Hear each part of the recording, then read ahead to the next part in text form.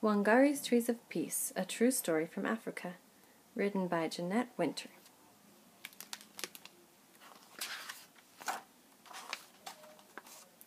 The earth was naked, for me the mission was to try to cover it with green. Wangari Maathai.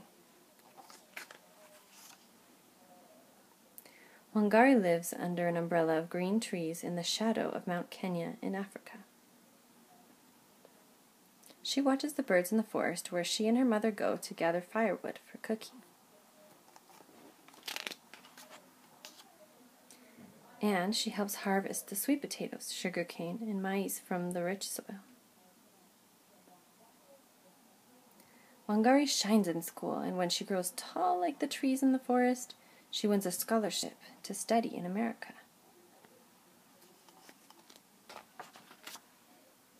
Six years later, her studies over, Wangari returns to her Kenya home and sees a change. What has happened, she wonders. Where are the trees? Wangari sees women bent from hauling firewood miles and miles from home. She sees barren land where no crops grow. And where are the birds?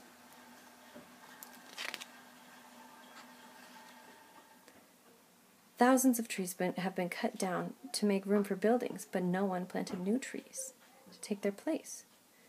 Will all of Kenya become a desert, she wonders, as her tears fall?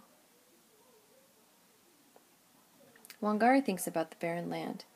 I can begin to replace some of the lost trees here in my own backyard, one at a time. She starts by planting 9 seedlings. Watching the seedlings take root gives Wangari the idea to plant more, to start a farm for baby trees, a nursery. In an open space, she plants row after row of the tiny trees. Next, Wangari convinces the village women that planting trees is a good thing. She gives each one a seedling. Our lives will be better when we have trees again. You'll see. We are planting the seeds of hope. The women spread out over their village, planting tiny trees in long rows, like a green belt stretching over the land.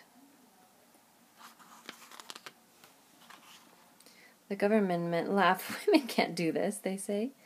It takes trained foresters to plant trees. The women ignore the laughter and keep planting. Wangari pays them a small amount for each seedling still living after 3 months. Their first earnings ever.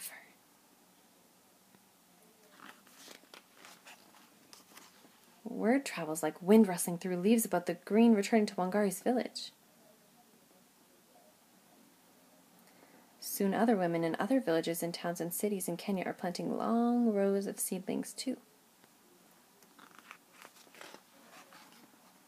But the cutting continues. Wangari stands tall as an oak to protect the old trees still remaining. We need a park more than we need an office tower.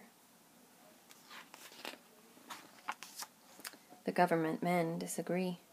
Wangari blocks their way, so they hit her with clubs.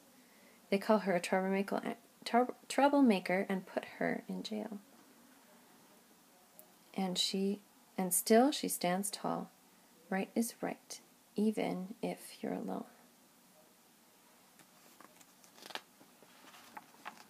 But Wangari is not alone. Talk of the tree spread over all of Africa like ripples in Lake Victoria.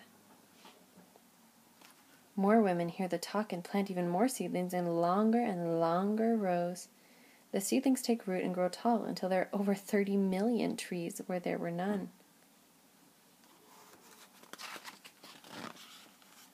The umbrella of green in Kenya returns. Women walk tall, their backs straight, for now they can gather firewood closer to home. The land is no longer barren. Sweet potatoes, sugarcane, and maize grow again in the rich red earth. The whole world hears of Wangari's trees and of her army of women who planted them. And if you were to climb to the very top of Mount Kenya today, you would see the millions of trees growing below you. and the green Wangari brought back to